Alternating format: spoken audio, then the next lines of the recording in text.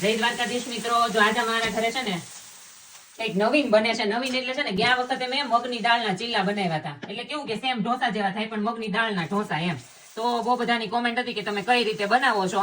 તો મેં છે ને મગની દાળને પલાળી દીધી હતી 5 કલાક માટે, ને પછી છે ને મેં એને 4 કલાક માટે આથોલામાં મૂકી દીધી હતી, ખાટા દહીંમાં પલાળી હતી. અત્યારે છે ને અહીંયા જર્મનીમાં ચાલુ થઈ ગયો છે ઉનાળો, ક્યારેક ક્યારેક બરફ પડી જાય વચ્ચે વચ્ચે પણ હાલે એમ.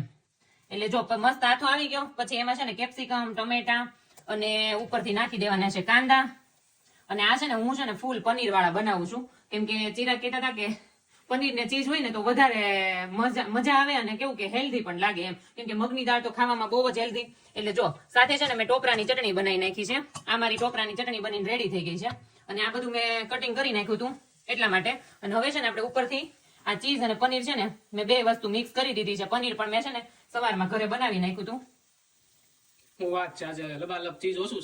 પનીર વધારે છે એટલે જો મસ્ત આ બની ગયો છે. ઉપરથી છે ને હું થોડો ઢોસા પેપર નો મસાલો મતલબ કેવું કે થોડો એવો નાખી દઉં એટલે છે ને ટેસ્ટમાં કેવું કે સેમ ઢોસા જેવું લાગે. જો કે આ ખાવામાં તો બહુ જ મજા આવે છે.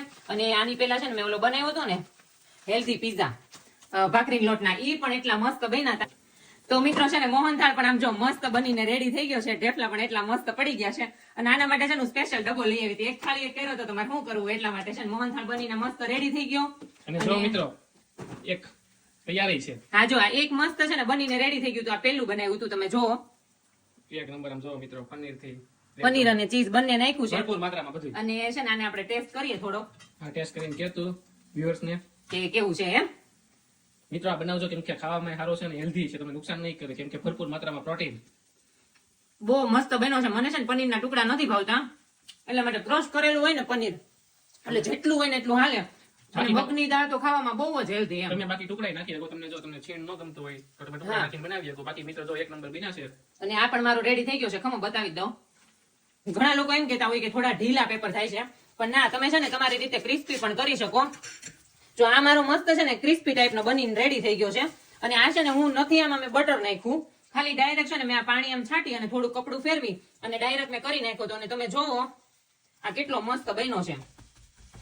અને આ કેવું કે તમે એક ખાવ ને તોય તમે ઘરે રહ્યો. અને છે ને આ પનીર ને ચીઝ ને એવું આવે ને એટલે મજા જ આવે. અને મગની દાળ હોય એટલે કઈ ન ઘટે. શું કેવું ચિરાગ તમારું? પણ તોય એકવાર ચિરાગ ને ટેસ્ટ કરાવી દઈએ આપણે. ચાલો, મજા જ આવે કેમ કે મગના ચીલા મળી જાય, ભરપૂર માત્રામાં પ્રોટીન હોય, હારે પનીર હોય, એક નંબર ઢોસાની ચટણી હોય, હારે ટોપરાની, મજા આવે. મસ્ત રેડી થઈ ગયો. ચાલો હમણાં ચિરાગ ને આપણે ટેસ્ટ કરી દઈએ. એટલે મિત્રો આજે સાઉથ ઇન્ડિયન ડિશ તો નથી બની અમારા ઘરે, પણ આજે બની છે નોર્થ ઇન્ડિયન ડિશ. કેમ કે નોર્થમાં બહુ ખાય છે આ બધા. એવું છે? હા મિત્રો હું ટેસ્ટ કરીશ. મગના ચીલા ભરપૂર માત્રામાં પ્રોટીન હારે ટોપરાની ચટણી હોય અને ચીઝ ને પનીર હોય એટલે તમારે કઈ ન જોઈએ ને. મિત્રો એક નંબર બન્યા છે. મજા દેવા રાખે ખાવાની.